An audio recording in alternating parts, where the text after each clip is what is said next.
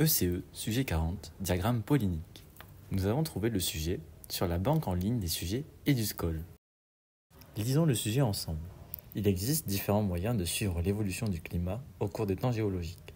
Parmi ceux-ci, l'étude de la diversité et de l'abondance des pollens piégés dans les tourbières continentales et des foraminifères présents dans des sédiments océaniques apporte des informations sur les variations climatiques.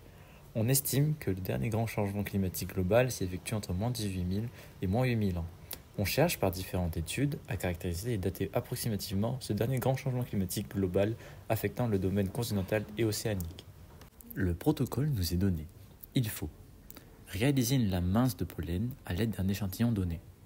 L'observer au microscope pour identifier des pollens. Pour nous aider, la clé de détermination des pollens est donnée. Estimer l'abondance relative des pollens identifiés. Et enfin, réaliser un diagramme polynique à l'aide d'un tableur. Nous avons aussi à notre disposition des ressources. Le sujet nous donne la définition d'un diagramme polynique, ainsi qu'un tableau représentant les exigences climatiques de certaines espèces d'arbres.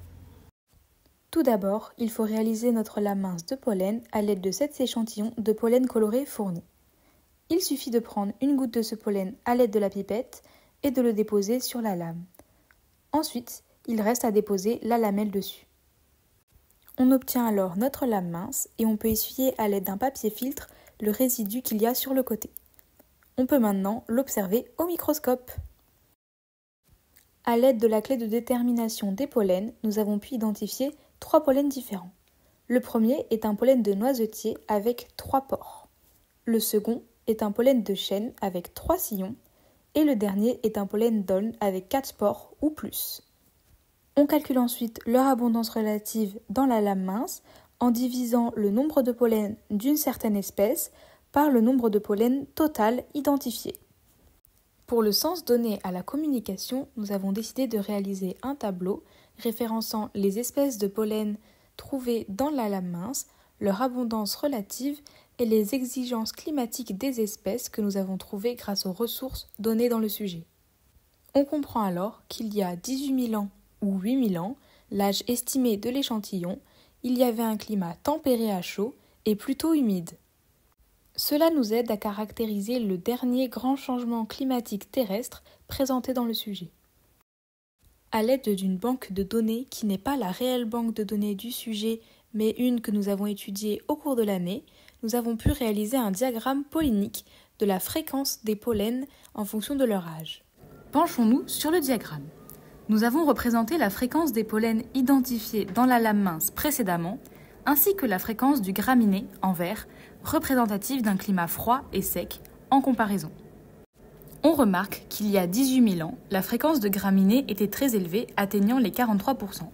On peut donc supposer que les températures étaient plutôt froides. Cependant, on remarque le dernier grand changement climatique autour des 15 000 ans. Il est caractérisé par une disparition de ces graminées et une forte augmentation de la fréquence de chêne, atteignant les 47%. Il y a aussi une augmentation de la fréquence du noisetier en jaune sur le diagramme. Ces deux arbres sont représentatifs d'un climat tempéré à chaud.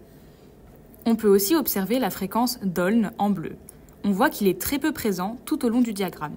Étant donné qu'il exige beaucoup d'humidité, on peut donc en conclure que durant le changement climatique, le climat était plutôt sec.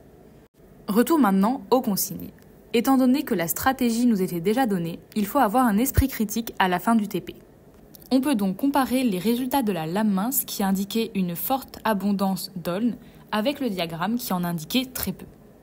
On peut également dire que pour dater plus précisément, on pourrait utiliser d'autres méthodes de datation comme les foraminifères. Normalement, durant le CE, l'examinateur est supposé nous donner des ressources complémentaires nous permettant d'affiner notre esprit critique. Il pourra potentiellement nous donner des documents sur les foraminifères. Et voilà, nous en avons fini avec ce TP. On espère que ça vous aura aidé et courage pour vos ECE.